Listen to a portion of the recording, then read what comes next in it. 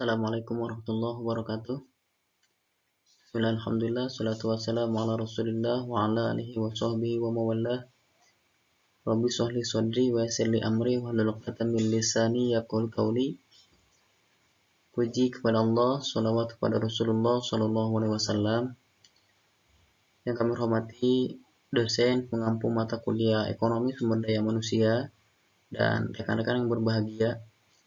Kami dari kelompok 2, saya sendiri Abdul Salam dan juga Abdurrahman Hakim akan menyampaikan materi terkait dengan penawaran tenaga kerja atau the supply of labor. Baik, kita mulai dari apa itu penawaran tenaga kerja. Penawaran tenaga kerja adalah jumlah tenaga kerja yang disediakan oleh pemilik tenaga kerja, dalam hal ini perusahaan, dalam suatu waktu tertentu. Nah, penawaran tenaga kerja dipengaruhi oleh suatu keputusan yang dilakukan seorang, apakah dia mau bekerja ataupun tidak, apakah dia mau mempunyai penghasilan ataupun tidak. Nah, dalam teori penawaran tenaga kerja ini berfokus pada kasus sederhana sebetulnya ya, di mana individu memutuskan bagaimana mengalokasikan waktunya untuk menjadi seorang tenaga kerja ataupun waktu luang gitu ya. Dia mau mempunyai penghasilan ataupun tidak. Jadi ada dua kemungkinan gitu. Kalau misalkan kita mengacu kepada teori ekonomi barat, kebutuhan manusia itu kan tidak terbatas gitu loh. Kita lihat dari segi intensitasnya. Ada kebutuhan primer, kebutuhan sekunder, dan juga kebutuhan tersier.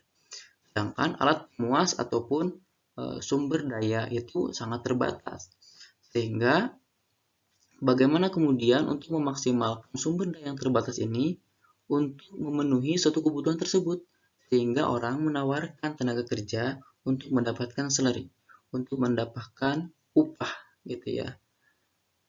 Nah, kemudian sebelum kita masuk kepada penjelasan terkait dengan kurva penawaran tenaga kerja, kita akan singgung sedikit mengenai faktor produksi gitu ya. Kenapa kita harus membahas terkait dengan faktor produksi? Karena faktor produksi itu adalah salah satunya itu adalah tenaga kerja. Bagaimana kemudian perusahaan untuk meningkatkan output ataupun barang yang diproduksinya itu adalah salah satunya tenaga kerja gitu. Nah, kita lihat rumusnya itu kan ada Q sama dengan F. Ini meliputi K dan juga L.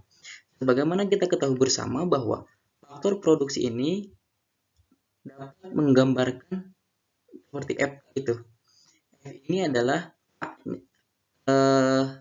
fungsi daripada K, kemudian L ini adalah tenaga kerja.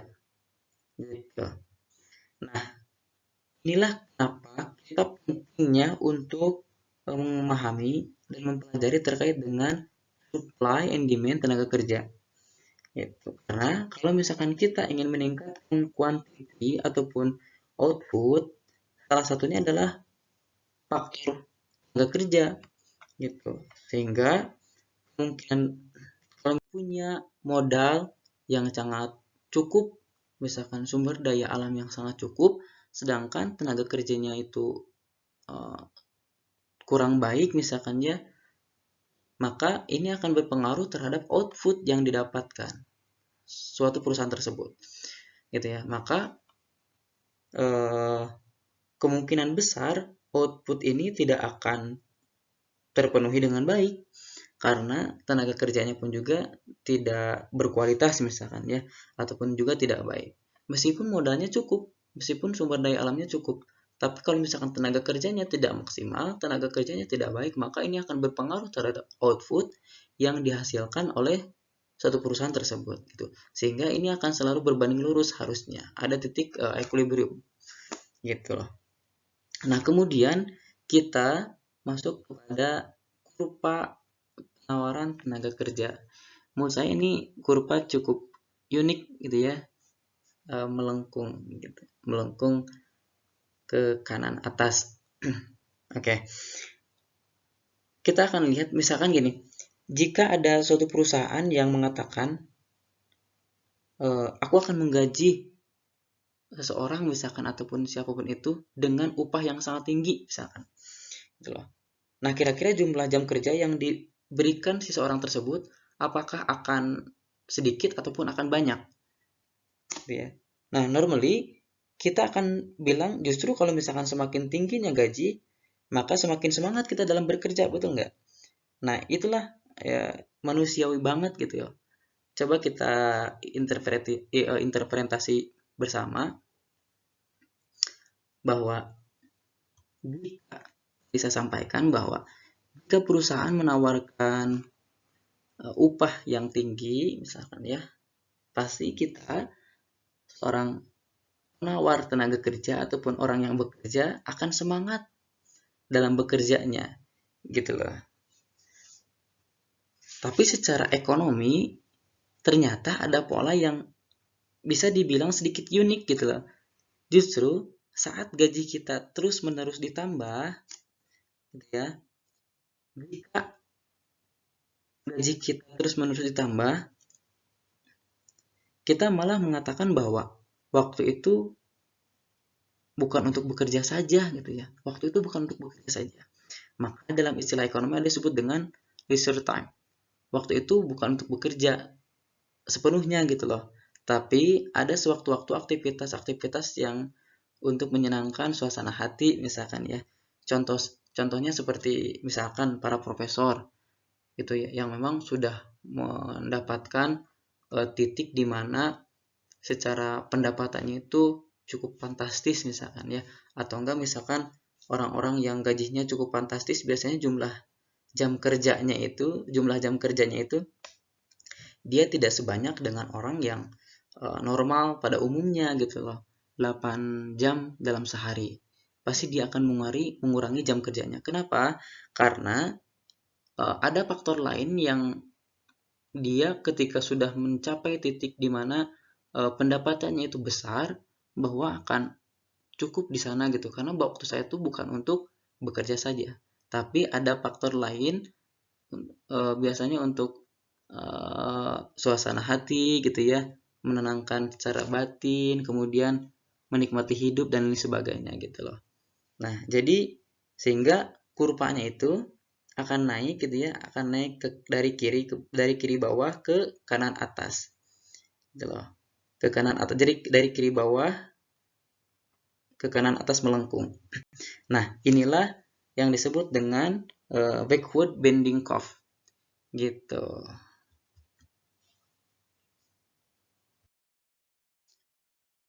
Kemudian, faktor yang mempengaruhi penawaran tenaga kerja. Nah, apa saja sih yang dapat mempengaruhi supply ini sehingga bergeser ke kanan gitu ya, bertambah, ataupun juga ke kiri gitu ya, berkurang. Nah, teman-teman semuanya perlu diingat bahwa penawaran tenaga kerja ini adalah orang yang mencari kerja gitu ya, ataupun orang yang mau bekerja. Jadi kalau misalkan permintaan tenaga kerja itu dari sisi perusahaan, itu perusahaan yang meminta tenaga kerja. Kalau misalkan penawaran tenaga kerja ini adalah orang ataupun masyarakat yang mencari pekerjaan, yang mau bekerja gitu. Oke. Kemudian apa aja sih gitu ya faktor-faktor yang mempengaruhi penawaran tenaga kerja ini? Nah, kami dari kelompok 2 berdasarkan literatur yang kami baca, kami menyimpulkan faktor yang mempengaruhi terhadap penawaran tenaga kerja ini ada 4. Yang pertama, pertumbuhan penduduk. Ya. Ketahui bersama bahwa Indonesia itu merupakan jumlah penduduk terbesar di Asia Tenggara gitu ya, yang setiap tahunnya itu mengalami pertumbuhan penduduknya. Kalau misalkan kita lihat di data BPS bahwa pertumbuhan pada tahun 2015 sampai nanti pada tahun 2045 trennya itu terus meningkat, naik terus gitu loh. Sehingga seiring dengan pertumbuhan penduduk maka tingkat kerja pun juga pasti bakalan meningkat. Apalagi dengan ditopang bahwa Indonesia akan mendapatkan surplus demografi atau yang kerap kita dengar dengan bonus demografi. Tingkat kerja produktif akan dikuasai oleh milenial. Artinya, tingkat kerja pasti bakalan banyak sehingga akan berpengaruh terhadap penawaran tenaga kerja yang didapatkan. Nah, sehingga kalau misalkan seandainya penawaran tenaga kerja ini banyak, sedangkan permintaan tenaga kerjanya itu sedikit, maka di situ akan ada gap, akan ada titik di mana pengangguran itu banyak. Gitu loh. Kalau misalkan seandainya yang pertama penawaran ataupun orang yang bekerjanya itu tidak kompeten, kemudian sedikitnya permintaan tenaga kerja. Gitu loh. Kalau misalkan kita mengacu kepada kajian daripada ekonomi pembangunan itu kan pada dasarnya ada 3, kemiskinan, kemudian pengangguran, dan juga ketimpangan sosial. Gitu. Inilah pengangguran yang menjadi salah satu problem yang mungkin berkelanjutan ya, karena memang sampai saat ini juga masih banyak orang yang pengangguran. Sehingga di sini nanti kurvanya itu akan bergeser ke kanan. Gitu. Yang kedua, terkait dengan perubahan tren. 60 tahun yang lalu mungkin ya, para kaum wanita itu hanya mengurus rumah tangga, mengurus anaknya, kemudian menyiapkan kebutuhan suaminya dan sebagainya. Tapi hari ini, para kaum wanita dia udah shifting, bergeser menjadi wanita karir. Banyak wanita yang bekerja dan hampir mungkin kesibukannya itu setara dengan para laki-laki gitu ya. Sehingga penawaran tenaga kerja pun juga akan lebih meningkat karena ada perubahan tren, yaitu wanita menjadi wanita karir gitu ya, yang banyak menawarkan tenaga kerja. Kemudian yang ketiga terkait dengan perubahan peluang kerja. Coba teman-teman kita lihat bahwa kalau misalkan saya baca di beberapa literasi, dulu itu orang yang mau jadi PNS itu cukup relatif sedikit gitu ya. Tapi hari ini sangat-sangat banyak. Kalau misalkan ada pendaftaran CPNS itu kan, orang sangat berbondong-bondong gitu ya, banyak banget yang mendaftarkan dirinya untuk menjadi pegawai negeri gitu ya. Karena apa? Karena perubahan peluang kerjanya itu cukup bagus gitu. Dari mulai gaji, kemudian tunjangan dan lain sebagainya, mungkin asumsinya itu enak gitu loh. Sebagian besar orang seperti itu. Tapi tidak berlaku juga terhadap semua orang ya, karena emang setiap orang punya persepsi masing-masing gitu ya. Gitu. Tapi di sini perubahan peluang kerjanya itu cukup cukup bagus gitu ya sekarang untuk menjadi seorang PNS, sehingga orang banyak banget ingin menjadi PNS gitu ya. Sehingga penawaran tenaga kerja dalam hal pegawai negeri cukup tinggi gitu loh. Kemudian yang kedua misalkan tenaga akuntan gitu ya. Sehingga banyak orang juga yang minat di bidang tersebut. Banyak orang yang kuliah prodi akuntansi misalkan ya, karena emang ingin jadi akuntan publik dan lain sebagainya. Karena apa? Karena gajinya ataupun upahnya gede misalkan. Itu disebut dengan perubahan peluang kerja gitu loh. Jadi itu teman-teman yang akan dapat juga mempengaruhi terhadap penawaran tenaga kerja menjadi bergeser ke kanan. Kemudian selanjutnya imigrasi. Nah, imigrasi ini adalah perpindahan pekerja dari suatu wilayah ke wilayah yang lain, misalkan, atau dari satu negara ke negara yang lain. Contohnya misalkan imigrasi dari Cina misalkan datang ke Indonesia, maka penawaran tenaga kerja di Indonesia akan meningkat, itu ya, akan meningkat. Sedangkan di Cina misalkan akan menurun ataupun mengurang. Nah, inilah semuanya keempat ini faktor-faktor yang mempengaruhi terhadap penawaran tenaga kerja versi kelompok kami gitu ya. Karena emang dari banyaknya ya faktor yang mempengaruhi penawaran tenaga, sehingga kami menyimpulkan dengan 4 faktor ini yang cukup signifikan terhadap pengaruhnya penawaran tenaga kerja menjadi meningkat gitu.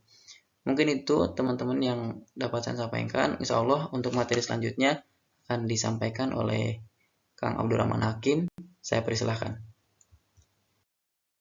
Terima kasih kepada Kang Alam yang telah memberikan waktu dan kesempatan kepada saya untuk melanjutkan presentasi dari kelompok kami yang masih terkait dengan pembahasan dari suplai tenaga kerja. Selanjutnya, materi yang akan dibahas ialah tentang landasan hukum Islam terkait dengan suplai dari tenaga kerja. Dalam hukum Islam, mengapa demikian? Karena ijaroh itu merupakan sebuah akad yang balas jasanya itu ujroh, yang bisa berkaitan dengan sewa menyewa atau upah mengupah.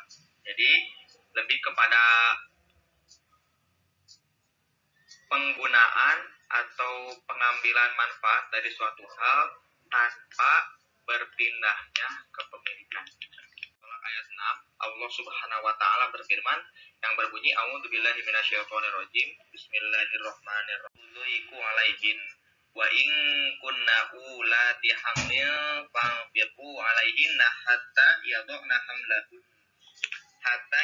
hamlahunna fa in arda'na lakum fatuhunna ujurahunna wa tamiru bainakum bima'ruf wa in ta'asartum fasturdi'u lahu ukhra. Yang artinya, tempatkanlah mereka para istri di mana kamu bertempat tinggal menurut kemampuanmu, dan janganlah kamu menyusahkan mereka untuk menyempitkan hati mereka. Dan jika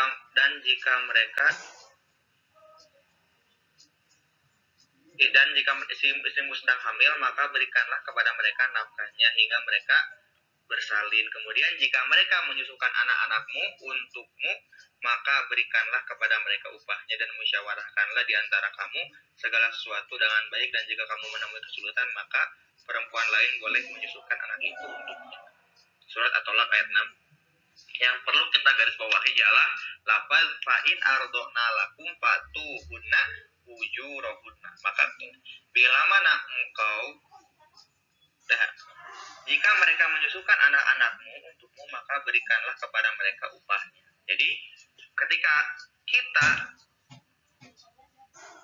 memberikan suatu pekerjaan kepada orang lain, maka hak yang diperoleh oleh orang yang kita pekerjakan ialah upah. Seperti itu ya. Jadi ini adalah merupakan suatu syariat muamalah yang tentunya harus kita pahami dan harus kita anut betul-betul bahwasanya ijaroh ini merupakan salah satu akad di Islam ataupun yang berkaitan dengan ketenaga kerjaan yang tentunya hal ini dapat berdampak pada kegiatan ekonomi.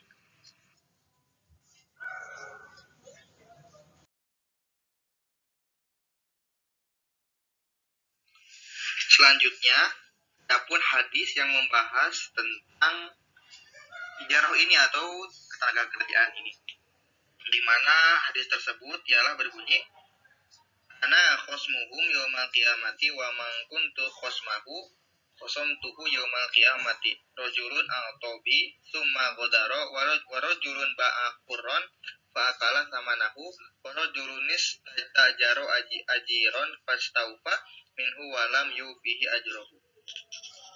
Yang artinya 3 orang yang akan menjadi musuhku pada hari kiamat ialah seorang yang bersumpah kepadaku kemudian berkhianat, kemudian seseorang yang menjual orang yang merdeka kemudian memakan uangnya, dan yang ketiga ialah seseorang yang menyewa orang lain yang menyelesaikan pekerjaannya tapi dia tidak memberikan upah. Nah, Rasul dengan tegas mengancam bahwasanya 3 golongan orang akan menjadi musuh Rasulullah SAW pada hari kiamat. Nah, ini jika dalam konteks hadis ini merupakan sebuah larangan keras yang tentunya perlu kita pahami betul-betul bahwa impact atau dampak dari perbuatan ini memang sangat Rasul tidak senangi. Ya. Dan salah satunya ialah seseorang yang menyewa orang lain yang menyelesaikan pekerjaannya tetapi dia tidak memberikan upahnya. Dalam hadis ini kita dapat mengetahui bahwasanya Rasulullah SAW dan Allah Subhanahu wa taala selaku Rabbul Alamin menekankan dengan jelas terkait dengan hak-hak yang mesti diperoleh oleh seseorang yang melaksanakan pekerjaan. Jika kita ingin mengupahkan suatu pekerjaan kepada orang lain, maka tentulah kita mesti menunaikan kewajiban kita selaku pemberi pekerjaan, yaitu memberikan upah. Dan bila mana kita menyewa orang lain, dan orang tersebut telah menyelesaikan pekerjaannya, tetapi kita tidak memberikan upahnya, maka bersiaplah kita akan menjadi musuh Rasulullah SAW. Perlu teman-teman ketahui bahwasanya sesuatu yang tercantum pada hadis dan Quran merupakan suatu hal yang penting untuk kita pahami.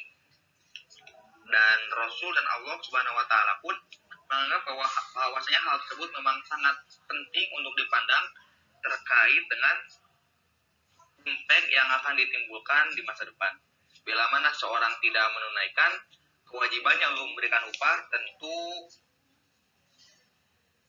orang yang bekerja akan merasa kecewa dan mungkin akan mengatakan hal tidak baik, mungkin dampak buruknya ia sampai bisa melakukan tindak kejahatan yang lain.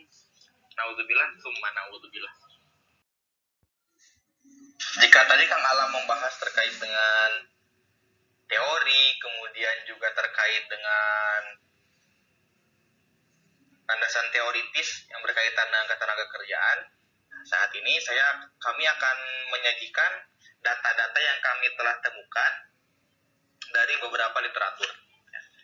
Yang pertama itu kita akan membahas tentang data yang berkaitan dengan ketenaga kerjaan di berbagai macam dunia. Mengapa kiranya kami bermaksud untuk membahas hal ini? Karena dipandang perlu bagi kita semua untuk memahami bahwasanya setiap negara itu memiliki karakteristik yang berbeda-beda. Tentunya ini merupakan sebuah khazanah keilmuan yang dapat menambah wawasan kita selaku ekonom guna dapat lebih bijak dalam melihat tenaga kerjaan di berbagai macam belahan dunia. Baiklah, saat ini saya akan membahas terkait dengan negara yang sangat kita cintai, yang menjadi tanah air kita, yaitu Indonesia. Di mana Indonesia ini merupakan negara dengan populasi sebanyak 266 juta jiwa ya. Dan kemudian memiliki pengangguran 7%, kemudian pekerja sekitar 129 juta, kemudian penganggurannya pun sebanyak 6.816.840 jiwa. Dengan tingkat partisipasi angkatan kerja mencapai angka 69,32%. Bila teman-teman tidak mengetahui, dalam istilah ketenaga kerjaan ada yang disebut dengan angkatan kerja dan bukan angkatan kerja. Angkatan kerja merupakan seseorang yang berusia 15 tahun ke atas yang sedang bekerja atau sedang mencari pekerjaan atau tidak bekerja karena suatu alasan, tapi sedang mencari pekerjaan dan juga pengangguran ya. Itu. Jadi angkatan kerja merupakan seseorang dengan usia 15 tahun ke atas yang sedang bekerja atau sedang tidak bekerja tapi mencari pekerjaan atau dalam masa pengangguran. Itu merupakan angkatan kerja. Dan juga ada pula yang merupakan bukan angkatan kerja, di mana bukan angkatan kerja merupakan orang berusia 15 tahun ke atas yang tidak bekerja karena sedang menempuh pendidikan, karena menjadi ibu rumah tangga, juga karena memang memiliki kesibukan lain, dan itu dikategorikan tidak bekerja ya. Kemudian selanjutnya, Indonesia ini juga memiliki upah minimum yang cukup besar ya, yaitu sebesar 4,28 juta per bulan. Ini rata-rata ya. Dan ini cukup miris karena memang dapat kita lihat bahwasanya angka kemiskinan di Indonesia masih cukup tinggi ya. Dan kami rasa 4,26 juta ini dirasakan tidak oleh banyak orang gitu, karena mungkin hampir lebih banyak orang-orang yang mendapatkan pendapatan di bawah dari upah minimum rata-rata di sini ya. Seperti itu. Kemudian Dan juga dapat dilihat bahwasanya di Indonesia itu usia pensiun wanita dan pria itu berkisar antara umur 58 tahun. Jika dibandingkan dengan 4 negara yang kita bahas saat ini, Indonesia merupakan negara dengan usia pensiun paling rendah, yaitu 58 tahun. Ini cukup menyedihkan juga ya, karena di negara-negara lain itu bisa sampai 60 sampai 65 tahun. Apakah memang Indonesia ketika umur 58 tahun sudah sangat minim produktivitasnya dibandingkan negara lain, ataukah memang teman-teman semua punya pandangan lain terkait dengan usia pensiun di sini? Mangga, silakan nanti kita diskusikan. Selanjutnya, teman-teman juga dapat melihat bahwasanya di sini disajikan dua buah grafik, gitu. Yang pertama ialah grafik tingkat partisipasi angkatan kerja, kemudian juga grafik kependudukan. Indonesia memiliki partisipasi angkatan kerja sebesar 69%. Juta dapat dilihat di atas dengan font berwarna hijau.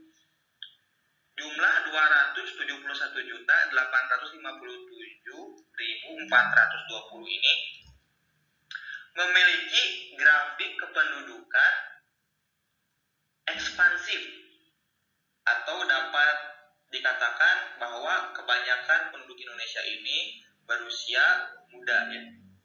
Grafik penduduk muda atau ekspansif. Sehingga dapat dilihat di sini bahwasanya paling banyak penduduk Indonesia ialah berusia dari 0 hingga 49 tahun ya.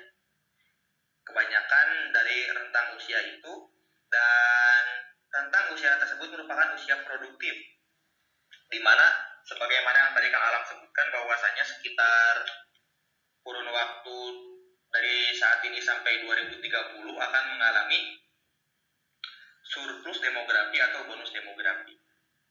Kita sudah dapat lihat dari grafik di sini bahwa Indonesia memiliki grafik ekspansif yang tentu sangat membutuhkan lapangan pekerjaan guna para warga atau penduduk Indonesia yang memiliki umur 15 tahun kepada hal-hal yang memang dapat meningkatkan perekonomian negara. Selanjutnya kita akan membahas negara tetangga, yaitu Malaysia.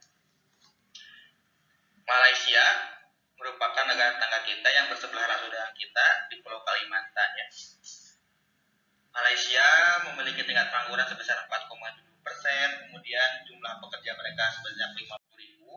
Selanjutnya tingkat partisipasi angkatan kerja mereka sekitar 68%. Jadi 68% ditambahkan dengan 4% sekitar 72%, dan 28%-nya lagi dapat diasumsikan sebagai warga yang sedang menempuh jenjang pendidikan serta ibu-ibu rumah tangga yang tidak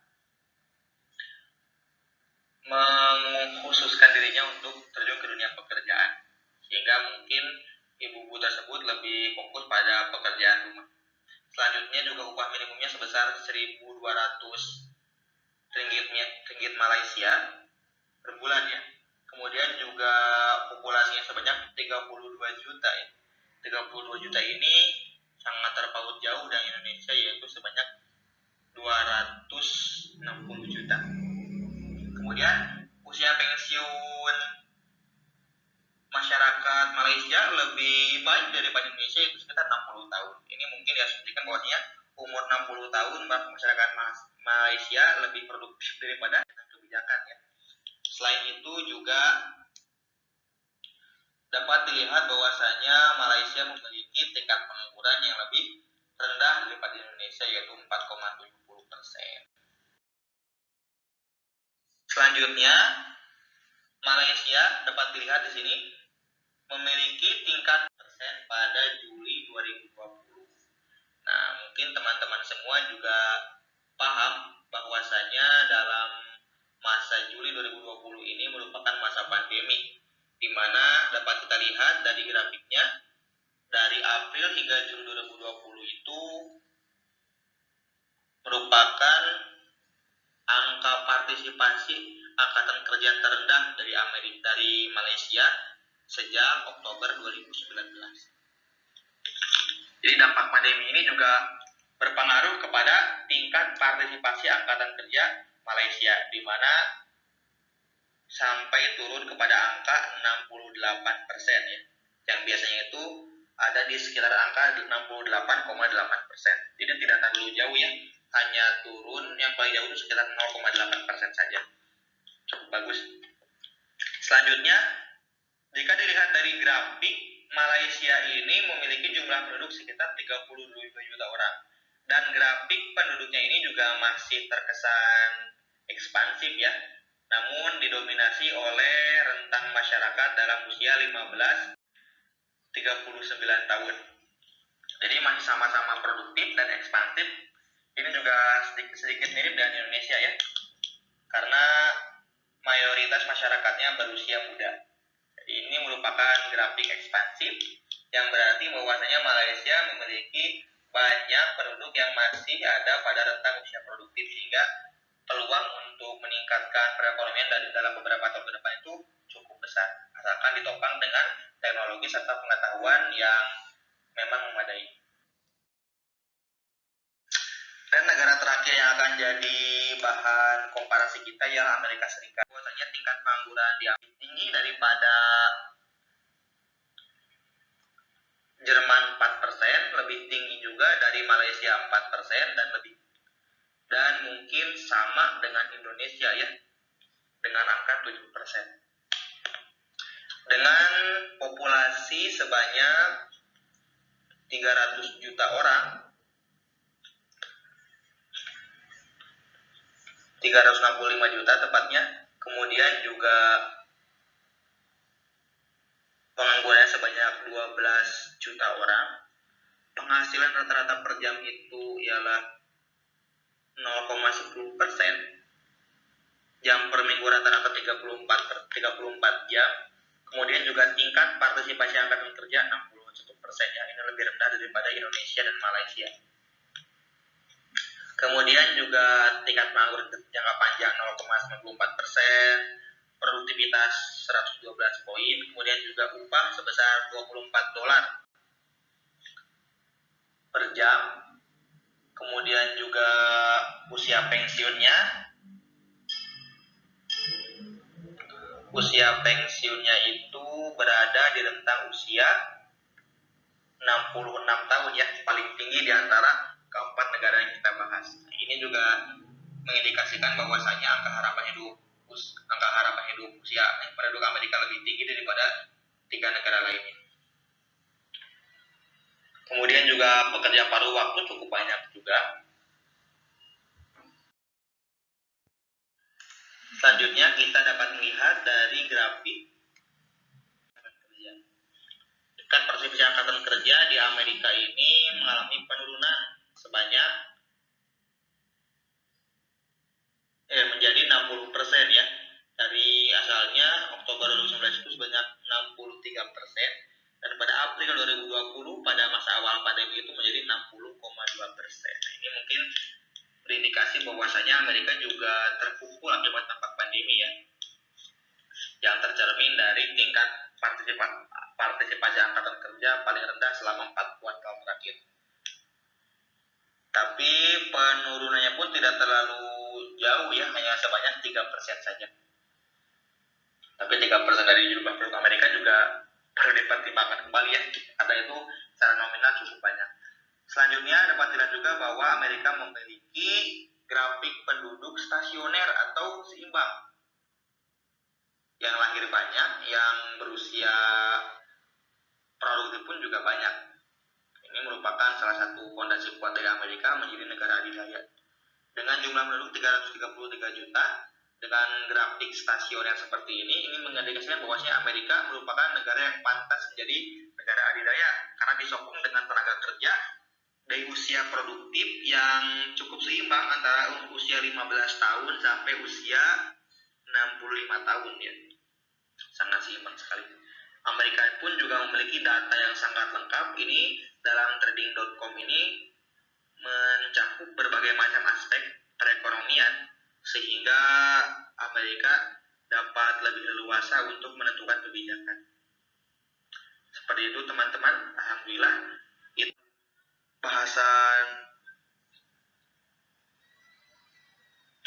suplai tenaga kerjaan yang dapat kelompok kami sampaikan. Alhamdulillah. Terima kasih kepada teman-teman semua yang mau mendengarkan. Dan bila mana ada pertanyaan ataupun hal yang masih didiskusikan, silakan teman-teman untuk ajukan. Insya Allah kami akan berusaha menjawab sesuai kemampuan kami. Itu mungkin yang dapat saya sampaikan. Billahi taufik, itu mungkin yang dapat kami sampaikan selaku kelompok yang membahas tentang suplai dari ketenaga kerjaan, yang intinya bahwa suplai ketenaga kerjaan ini merupakan ketersediaan dari masyarakat yang siap untuk bekerja. Dan ini tercermin dari usia penduduk, juga tercermin dari angka partisipasi angkatan kerja di negara-negara tersebut. Terima kasih. Wallahul muwaffiq ila aqwamit thoriq. Assalamualaikum